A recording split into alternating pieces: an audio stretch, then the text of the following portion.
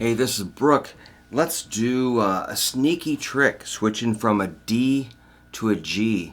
And this works for power chords and rock and roll, heavy metal, punk rock, blues, folk, country, whatever you want to do. This is going to help.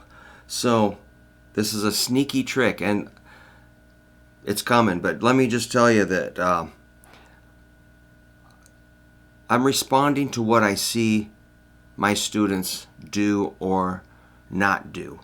That's kind of where I get my material, you know. I mean, so when my students go from a D, this is what they look like.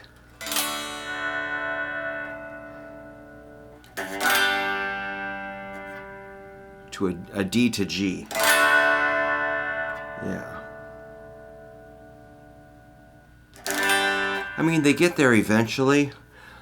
But what I'm talking about is like a, or like,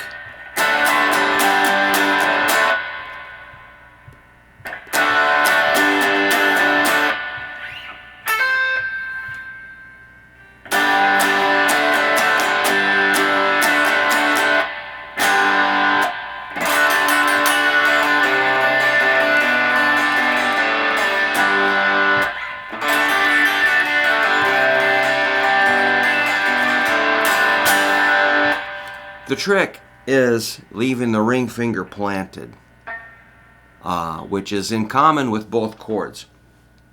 But specifically, I want to do it as power chords right now. If you do a D5, it's pretty much just like a D, but we're just going to kind of not hit the first string or mute it. Or if we do, it's okay if we hit it. But we're really concentrating on three strings. Three notes, the D, A, D. And when we go to G, I've got a slightly modified G I'd like you to try. It's just this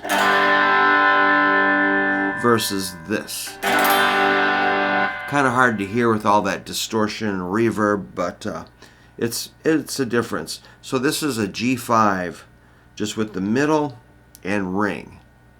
The fun thing about this is the A string gets knocked out from the underside of the middle finger. So if you go through the chord, it'll sound like this. That's good. So you're muting the first and fifth strings versus the full chord. Not a big difference, but this will, adding the full chord will sound just a little bit muddier. So this is a little bit more. It'll cut through the mix better and be less murky, muddy. All right, so the trick is that D to G. So easy. So it's the middle finger that's going to jump from, if you got it here in position, or you can have it off on the D. I think it's easier just to keep it in place on the D, on the second fret of the first string. But so this middle finger, the path is from here to there and back. If you want to just get used to that, middle finger here, there, here. First string, second fret to sixth string, third fret. It's kind of a 45-degree angle.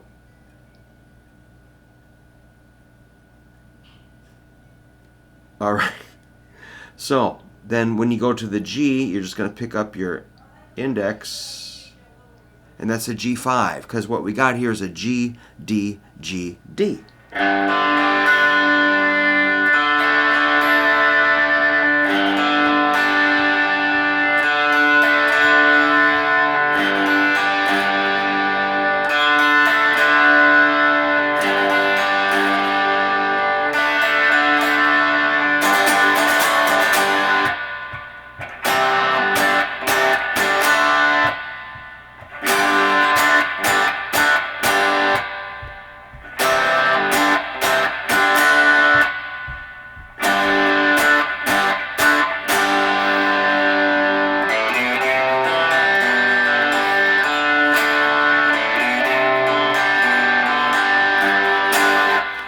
lot of times you just leave that ring finger in place.